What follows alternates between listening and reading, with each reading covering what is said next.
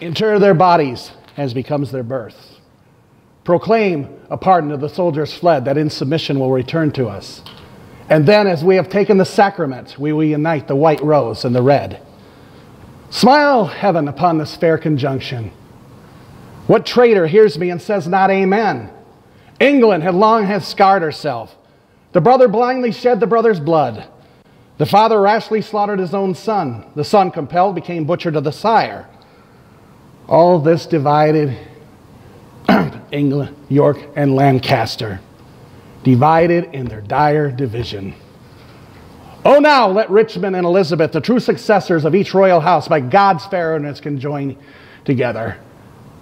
And if God's will be so, abate the edge of traitors, dear Lord, that would reduce these bloody days again, and make England stream in shadows of blood. Let them not live to taste this land's increase, that would with treason ruin this fair land's peace. Now golden hands have been washed, and peace lives again. And God's will be so.